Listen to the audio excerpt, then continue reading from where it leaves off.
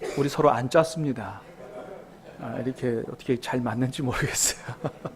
감사합니다. 하나님 앞에 영광의 박수.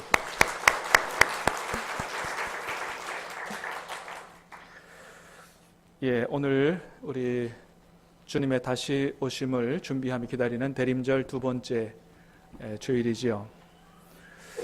우리가 이렇게 매년 12월 달이 되면 두 가지를 기다립니다. 하나는 성탄절을 기다리고 또 하나는 다시 오실 예수님을 기다리지요. 여러분 12월 달에 기다리는 이 두 가지, 성탄절과 예수님의 재림, 여러분 이 두 가지 중에 어떤 게 더 기다려지십니까? 성탄절이죠? 대답 안 하셔도 제가 잘 압니다. 왜 그래요? 성탄절은 생각하면 기쁜 것만 있고 기쁘고 즐거운 것만 생각나고, 주님의 재림은 왠지 지금 만나면 안 될 것 같은, 아이고 내 지금 아직 준비 안 됐는데 지금 주님 오시면 안 되지요, 안 되지요. 그러다가 혹시나 주님 만나서 책망이나 받지 않을까 하는 두려움 때문에 우리는 사실 솔직히 예수님의 재림보다는 성탄절이 더 기다려지지요. 여러분, 그러나 우리에게 더 중요한 것은 뭐예요? 성탄절이 아니고 예수님의 재림이지요. 비교할 수 없을 정도로 예수님의 재림이 더 중요한 거예요.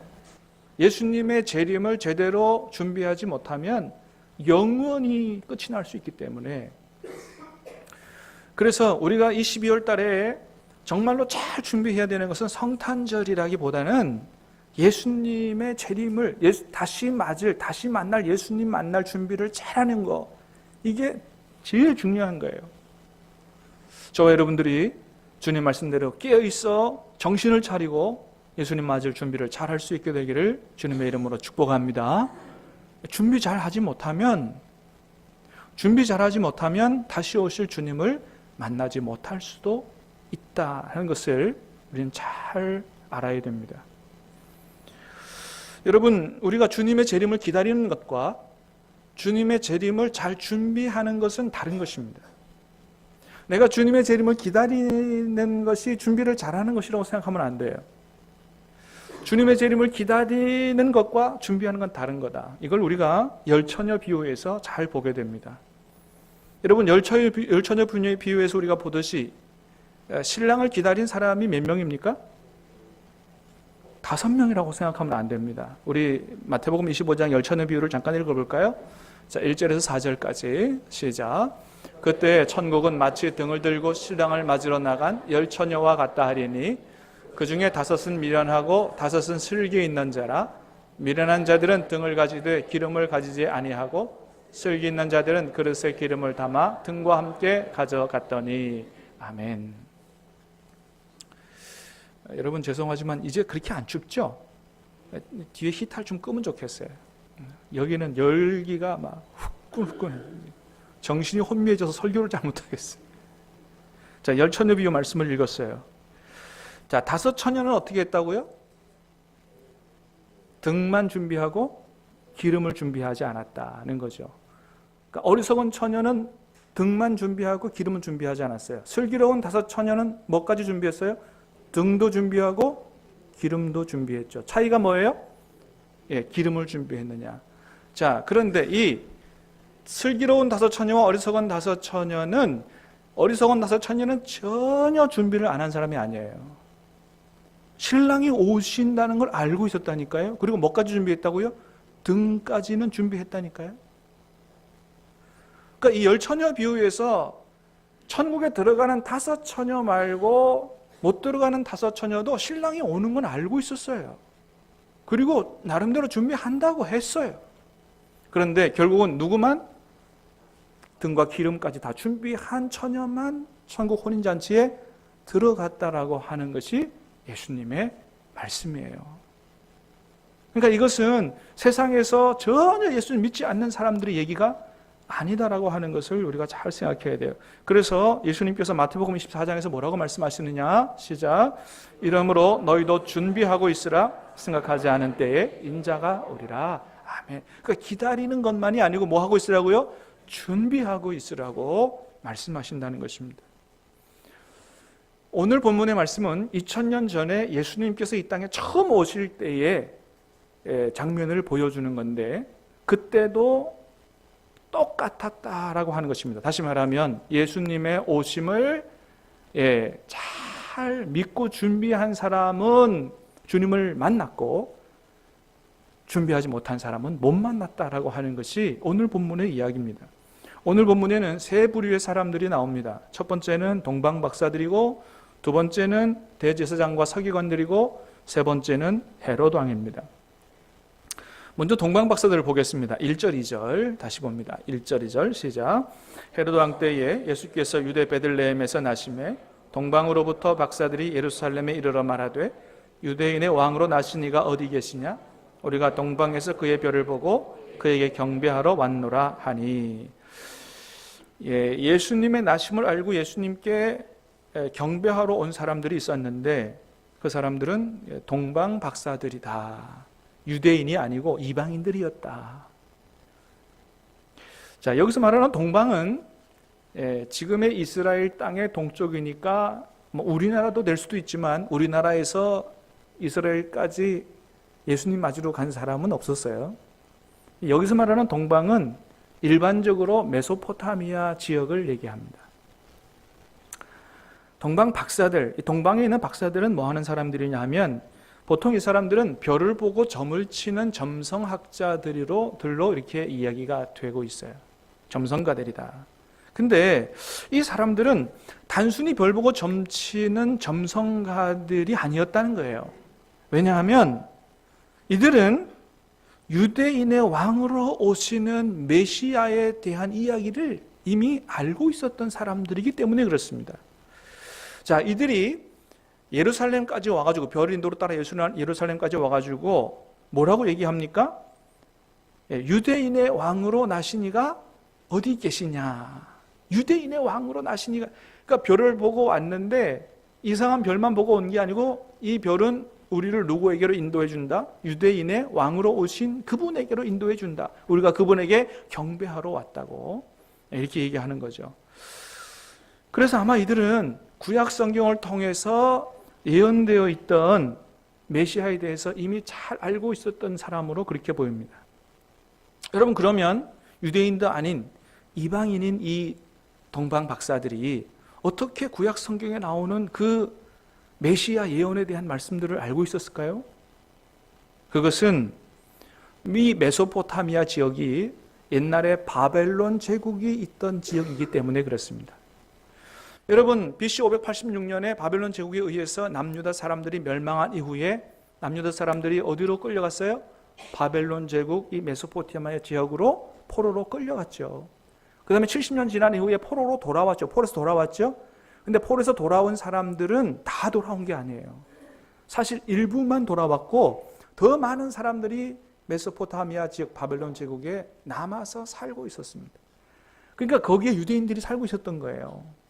유대인이 있는 곳에는 어디에든지 간에 하나님의 말씀이 있잖아요. 그렇기 때문에 이 남아있는 유대인들을 통해서 그 지역에 있는 사람들이 구약 성경의 내용을 잘 알고 있었을 것이다. 관심 있는 사람들은 잘 알고 있었을 것이다 생각이 됩니다.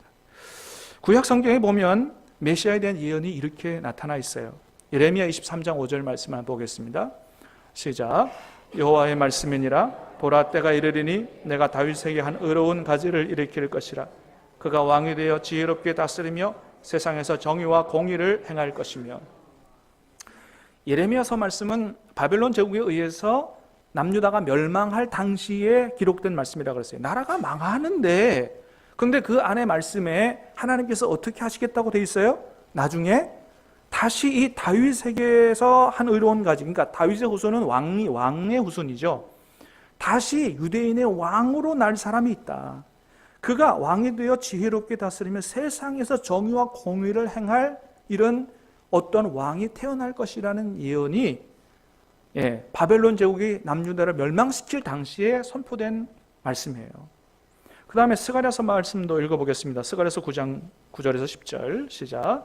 시온에 따라 크게 기뻐할지어다. 예루살렘에 따라 즐거이 부를지어다. 보라, 내 왕이 내게 임하시나니 그는 공의로우시며 구원을 베푸시며 그가 이방 사람에게 화평을 전할 것이요 그의 통치는 바다에서 바다까지 이르고 유브라데 강에서 땅끝까지 이르리라. 아멘. 예루살렘에 큰 왕이 임하시는데 이 왕은 보통 왕이 아니라는 거예요. 이방 사람에게 화평을 전하고 그의 통치는 유대 나라에만 국한되는 것이 아니고 바다에서 바다까지 유브라데 강에서 땅끝까지 이르는 아주 위대한 왕이 나타나게 될 것이라고 하는 예언이 구약 성경에 있는 거예요. 자, 그 다음에 민수기 24장 17절 시작. 내가 그를 보아도 이때의 일이 아니며 내가 그를 바라보아도 가까운 일이 아니로다. 한 별이 야곱에게서 나오며 한 규가 이스라엘에게서 일어나서 모압을 이쪽에서 저쪽까지 쳐서 무찌르고 또 셋의 자식들을 다 멸하리로다. 아멘. 민수기의 말씀은 아주 오래전에 기록된 말씀인데 뭐라고 되어 있냐면 이때의 일이 아니라는 거예요. 가까운 일의 일도 아니라는 거예요. 먼 훗날에 일어날 일을 예언하는데 한 별이 야곱에게서 나오며 한 규가 통치자를 얘기하는 거예요. 규는 왕이 갖는 홀이죠. 이스라엘에게서 일어나서 모압을 이쪽 저쪽까지 쳐서 무찌르고 이런 아주 큰 왕이 한 별이 돼서 나타난다라고 하는 예언이 민수기의 말씀에 있는 거예요. 동방 박사들은 예수님을 찾아서 경배하러 왔던 이 사람들은 이 말씀에 이 이스라엘 사람들의 성경에 관심이 있었고 이 말씀을 알고 있었던 것으로 보입니다. 이 말씀을 알고 있었는데 어느 날 갑자기 하늘의 별을 보는데 평소에 보지 않던 큰 별이 나타난 거예요. 그때 이 사람들은 하나님의 은혜 가운데 깨달아 알았던 것으로 보입니다. 아하, 저 별은 분명히 일반적인 별이 아니요. 구약 성경에 예언되어 있던 그 이스라엘의 위대한 왕이 태어났다는 것을 알려주는 별이구나 라고 하는 것을 깨달아 안 것이에요. 그래서 그들은 온 세상을 다스리는 메시아, 위대하신 이스라엘 왕 앞에 경배하기 위해서 황금과 유향과 모량을 준비해서 산 넘고 물 건너 예루살렘까지 오게 된 것입니다. 여러분, 우리는 이 동방 박사들의 모습에서 무엇을 배우게 됩니까? 주님의 오심을 간절히 믿고 소망하는 사람들은 어떠한 자세로 준비하느냐 하는 것을 우리가 잘 배우게 되는 거예요. 첫 번째, 이 사람들은 성경에서 예언한 예수님 오심에 대한 말씀을 그대로 믿었다는 거예요. 할렐루야. 사랑하는 여러분, 저와 여러분도 예수님 다시 오심에 대한 말씀을 분명히 확실하게 믿게 되기를 주님의 이름으로 축복합니다. 이 사람들 그걸 믿었다는 거예요. 두 번째는 그 왕이 오셨을 때 그 만왕의 왕께 경배하기 위해서 목숨을 걸고 예루살렘까지 온 사람들이다라고 하는 거예요. 바벨론 제국에서 예루살렘 땅까지는 거리가 얼마나 되냐 하면 한 1400km 정도 됩니다. 1400km. 예. 1400km면 여러분 서울하고 부산까지 한 3번 왔다 갔다 하는 길이에요. 지금은 차로 왔다 갔다 하면 한 하루 이틀, 그죠? 한 이틀 정도면 왔다 갔다 하지만 그 당시에는 차가 없었잖아요. 그러니까 수개월을 모든 일을 다 뒤로 하고 몇 개월 동안 아기 예수님께 경배하러 왔다는 거예요. 놀라운 일이죠. 여러분, 그러니까 우리가 주일마다 예배드리러 올 때 거리가 좀 멀다고 불평할 일이 아니에요. 이 사람들은 주님 앞에 한 번에 예배를 드리기 위해서 몇 킬로 왔다고요? 1400km. 이런 마음을 가지고 주님 앞에 온 사람들이다. 그런데 여러분, 정작 하나님을 믿는다고 하는, 당시에 하나님을 믿는다고 하는 대제사장과 서기관들은 어떻게 했느냐? 우리 4절에서 6절까지를 다시 보겠습니다. 시작. 왕이 모든 대제사장과 백성의 서기관들을 모아 그리스도가 어디에서 나겠느냐 물으니 이르되 유대 베들레헴이 오니 이는 선지자로 이렇게 기록된 바 또 유대 땅 베들레헴아 너는 유대 고을 중에서 가장 작지 아니하도다. 내게서 다스리는 자가 나와서 내 백성 이스라엘의 목자가 되리라 하였음이니이다. 아멘. 예루살렘에 와가지고 헤롯 왕한테 쳐들어가서 유대인의 왕으로 나신 이가 어디 있느냐 이렇게 부르니까 헤롯 왕도 그렇고 예루살렘 백성들이 다 놀랐어요. 아니 내가 지금 왕으로 있는데 누가 또 그 차기 왕으로 난단 말이야. 정신없이. 그래서 이 헤롯 왕이 구약 성경 박사들인 대제사장들과 서기관들을 다 불렀어요. 다 불러가지고 성경에서 예언된 메시아가 오는 게 언제 어디서 나타나느냐 물었더니 이 대제사장들과 서기관들이 미가서 5장 2절의 말씀을 성경책 찾아보고요. 그게 아니고 곧바로 헤롯 왕한테 얘기했어요. 자, 그 메시아가 나는 곳이 어디라고요? 유대 베들레헴이오니. 선지자로 이렇게 기록된 바, 미가 선지자 통해서 얘기하는 거죠. 거기서 한 다스리는 자가 나와서 내 백성 이스라엘의 목자가 되리라. 하나님 보내시는 왕이 바로 베들레헴에서 나오게 될 것이라는 얘기를 대제사장들과 서기관들은 아주 분명하게 알고 있었다고 하는 것이죠. 그래서 아하, 예루살렘이 아니고 베들레헴이구나라고 이제 모두가 알게 됐고, 이 동방 박사들이 베들레헴으로 아기 예수님 만나러 떠나는데, 놀라운 건 뭐냐 하면 이 아기 예수님이 베들레헴에서 태어난다라고 하는 사실을 잘 알고 있었던 이 서기관과 제사장들은 전혀 움직이지 않았다라고 하는 거예요. 여러분, 아니 이 사실을 분명히 알았으면 동방 박사들과 함께 어떻게 해요? 우리도 같이 가서 경배합시다 이렇게 될 거 아니에요. 근데 대제사장들과 서기관들은 한 발자국도 안 움직였다. 다시 말하면 이 사람들은 예수님 만나는 것에 대해서는 전혀 관심이 없는 사람들이었다라고 하는 것입니다. 여러분, 이럴 수가 있습니까? 아니, 하나님을 믿는다는 사람들이, 종교 지도자들이라고 하는 사람들이, 그것도 성경을 통해서 예수님이 메시아가 온다는 사실을, 어디에서 온다는 사실을 잘 알고 있었던 사람들이 예수님이 정작 오셨을 때 전혀 만날 생각도 안 하고 경배할 생각도 안 했다라고 하는 거죠. 이럴 수가 있느냐? 오늘 성경 말씀은 얘기합니다. 그럴 수가 있다라는 거예요. 여러분, 그렇기 때문에 성경을 아는 것과 믿는 것은 다른 것이다 라고 말하는 거예요. 알고 있었어요. 그러나 움직이지 않아요. 알고 있지만 삶으로 나타나지 않는다는 거예요. 아는 것과 믿는 것은 다른 것이다.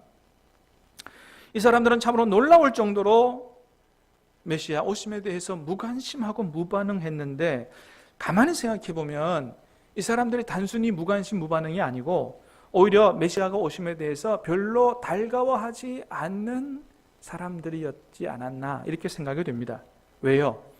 당시의 대제사장들, 서기관들은 돈과 명예의 맛을 즐기고 있는 사람들이었기 때문에 그렇습니다. 여러분, 우리가 아는 것처럼 예수님께서 예루살렘 성전에 들어가셔서 어떻게 하셨어요? 비둘기 파는 사람들, 돈 바꾸는 사람들 다 상을 둘러엎으셨습니다. 그렇게 하신 이유가 뭐죠?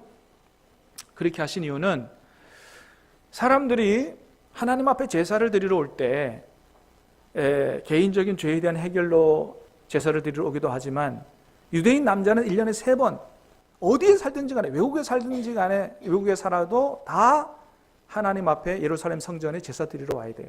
근데 제사 드리러 올 때는 제물이 반드시 있어야 됩니다. 일반적으로 구약 성경에 보면 제물을 짐승으로 많이 드렸어요. 소, 돼지가 아니고 양, 드렸는데, 짐승 같은 경우는 멀리서 데리고 오기가 쉽지 않아요. 그러니까 어떻게 해요? 돈을 가지고 와서 성전 마당에서 자기가 드릴 제물을 사서, 그래서 하나님 앞에 제물을 바치는데, 그러니까 어떻게 했느냐? 여기서 사서 밖에 드릴 수 없기 때문에 성전 안에서 짐승을 굉장히 비싸게 판 거예요. 독과점이죠. 비싸게.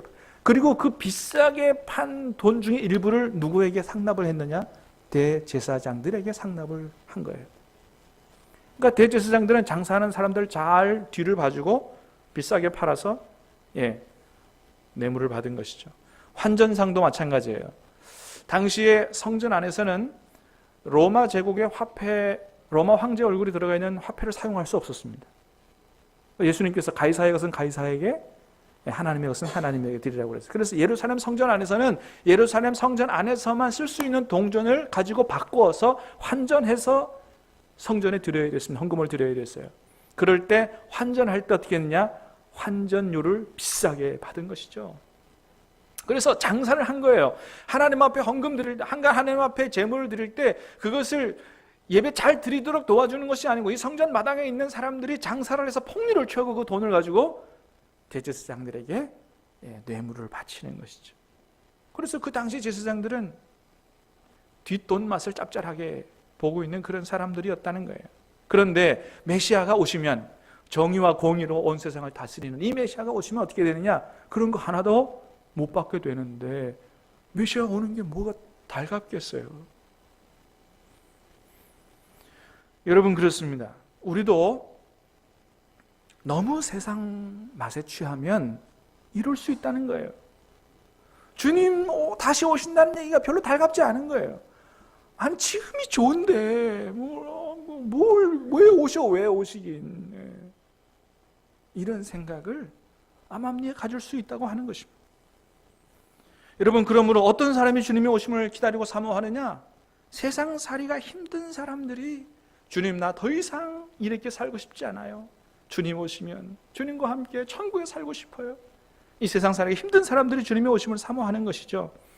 그래서 오늘 설교 제목처럼 그 사람들은 어떤 생각을 가지고 있어요? 주님이 내가 속히 오리라 이 말씀하시면 아멘, 주 예수여 어서 오시옵소서, 이런 고백을 하는 것이죠. 여러분, 그렇다면 우리가 매일 세상에서 실패하고 좌절하고 고통당하는 이런 삶을 살아야 할까요? 아니에요. 사랑하는 여러분, 간절히 바라기는 여러분 세상에서 성공할 수 있게 되기를 축복합니다. 돈도 많이 벌 수 있게 되기를 축복합니다.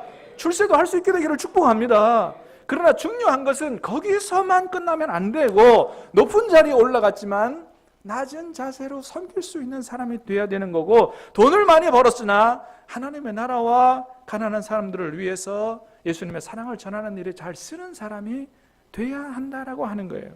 그래서 마치 돈을 많이 벌고 참으로 권력과 명예가 대단하지만 그러나 아무것도 없는 가난한 사람처럼 살아가는 게 중요하다. 왜요? 그래야 내가 그 돈, 권력, 명예를 하나님보다 더 사랑하거나 더 의지하지 않기 때문이죠. 그래서 돈을 많이 벌어도 늘 심령이 가난한 사람이 되어야 하는 것이죠. 그게 진짜 복받은 사람이다라고 하는 거예요. 왜요? 천국이 그들의 것이기 때문에 그렇다는 거예요. 심령이 가난한 자는 복이 있나니 천국이 저희 것임이라고 주님 말씀하셨어요. 여러분, 예수님 말씀하셨습니다. 부자는 천국에 들어가기가 낙타가 바늘기로 통과하는 것보다 더 어렵다. 그렇기 때문에 우리가 돈에 대해서 하나님의 뜻대로 잘 관리하거나 쓰지 못할 자신이 없으면 차라리 부자 되지 않는 것이 좋습니다. 왜요? 부자 됐다가 잘못하면 천국에 들어가지 못할 수가 있기 때문에 그래요.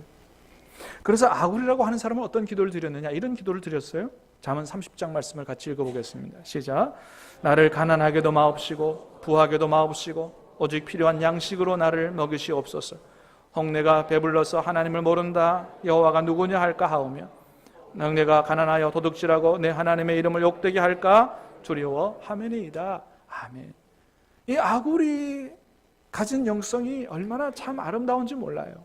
하나님, 내가 너무 가난해서 도둑질하는 죄 짓게 하지 않게 하시고 너무 부자가 돼서 잘못하면 하나님이 잊어버리지 않는 참으로 천국 들어가지 못할 이런 사람 되지 않도록 해달라고 이렇게 기도했다는 것이죠. 여러분, 그래서 우리는 이런 대제사장들과 서기관들의 삶에서 성경은 잘 알지만 믿음도 순종도 없는 사람들의 모습을 보게 되고, 교회는 다니지만 세상에 더 취해 있는 사람들이 어떤 사람들인가 보게 되고, 날마다 주님께로 더 가까이 가고 싶어하는 가난한 마음 없이 그저 습관적으로 신앙생활을 하는 것이 얼마나 위험한가를 이 사람들을 통해서 우리에게 말씀해 주시는 거예요. 이거는 누구를 향한 경고일까요? 하나님 오늘 우리를 위해서 주시는 경고의 말씀이다라고 하는 것입니다. 세 번째는 헤롯 왕입니다. 오늘 본문에 나오는 헤롯 왕은 헤롯 대왕이라고 하는 사람인데, 성경에 나오는 많은 헤롯 왕 중에 이 헤롯 왕가를 창시한 사람이라고 얘기할 수 있어요. 헤롯 대왕이에요. 이 사람은 원래 유대인이 아닙니다. 에돔 사람이고 에서의 후예예요. 근데 BC 47년에 로마 황제로부터 이 유대인의 총독으로 임명이 됐다가 7년 후 BC 40년에 유대인의 분봉 왕으로 임명이 된 사람이 바로 헤롯이라고 하는 사람이에요. 그러니까 예수님 당시에는 이 사람 나이가 한 70세 정도 된 할아버지 정도 이렇게 얘기할 수가 있습니다. 그래서 사실은 이 헤롯 대왕은 예수님이 태어나신 지 얼마 안 돼서 세상을 떠났다라고 그렇게 이야기합니다. 그런데 이런 헤롯에게도 메시아 탄생의 복된 소식이 전해지게 되었다는 거예요. 유대인의 왕으로 나시니가 어디 계시냐? 동방 박사들을 통해서 예수님 탄생의 복된 소식을 듣게 됐다고 하는 것이죠. 자, 그래서 이 헤롯 왕이 어떻게 반응을 합니까? 여기 메시아가 계신 곳이 여기는 아닌데 대제사장들 서기관들 불러서 얘기를 들어보니까 베들레헴이래. 그러니까 베들레헴에 당신들이 가보고 거기가 확실하면 나한테도 알려주면 내가 가서 같이 그 아기 예수께 경배를 할게. 이렇게 얘기했어요. 그 메시아 앞에 가서 자기가 경배를 하겠다고 얘기했어요. 자, 그런데 이 말은 진짜일까요? 거짓말일까요? 거짓말이었죠. 거짓말로 반응을 했어요. 이 사람은 권력욕이 얼마나 심한 사람인지 자기 왕좌를 지키기 위해서는 아내와 장모 두 아들까지 잔인하게 죽인 사람이 헤롯 대왕이에요. 권력욕은 그렇게 무서운가 봐요. 나이가 할아버지고 곧 죽을 사람이 아기 예수 탄생했다는 소식을 거짓말하면서까지, 그래서 나중에 어떤 명령을 내립니까? 이 유대인의 왕으로 난 이 아기 죽여버리고자 2살 아래에 있는 애들을 모두 다 죽이라고 하는 이유와 대학살 명령을 내리잖아요. 근데 그러지 않아서 얼마나 세상을 떠날 사람이. 여러분, 아기 예수님이 탄생하신 곳은 예루살렘이 아니라 베들레헴이라고 성경에 이미 예언되어 있습니다. 그런데 이 별이 동방 박사들을 어디로 인도했냐면 베들레헴이 아니고 예루살렘으로 인도를 했다고 하는 것이죠. 왜 그랬을까요? 그것은 아마도 하나님께서 그 복된 소식을 헤롯 왕, 대제사장, 서기관들에게도 전해주고 싶으셨던 것으로 보입니다. 그래서 진정한 하나님 보내시는 메시아가 이 땅에 왔다라고 하는 그 소식을 전해줌으로 말미암아 이제까지 권력에 취하고 돈에 취하고 명예에 취해 살던 이런 사람들에게도 그 소식을 전해줌으로 이제는 내가 회개해야지, 회개하고 가서 진정한 왕에게 예배를 드려야지 하는 그런 사람들의 글로 변화될 수 있도록 기회를 주시기 위해서 베들레헴이 아니고 예루살렘으로 보냈다고 하는 것이죠. 그런데 그들은 어떻게 했다고요? 돈, 권력, 명예에 취해서 전혀 예수님 만나는 그런 데는 관심도 없고 전혀 준비도 안 된 사람들이었다라고 하는 것입니다.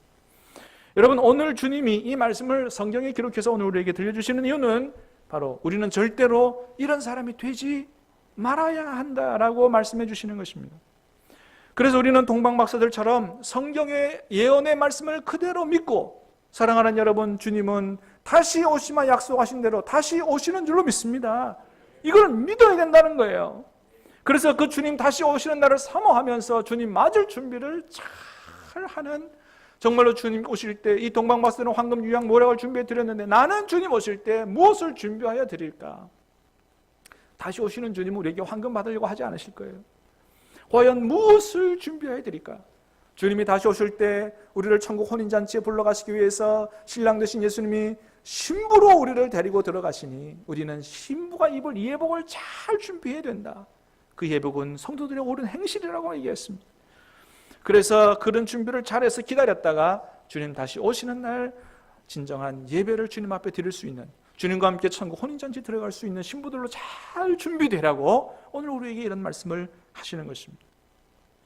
오늘 10절의 말씀에 보면 동방박사들이 별을 따라가다가 아기 예수님 머물러 계신 곳에 머물러 선 것을 보고 기뻐했다고 그랬죠. 10절 말씀을 한번 다시 보겠습니다. 시작. 그들이 별을 보고 매우 크게 기뻐하더라. 아기 예수님 있는 곳에 머물러 서신 것을 보고 어떻게 했다고요?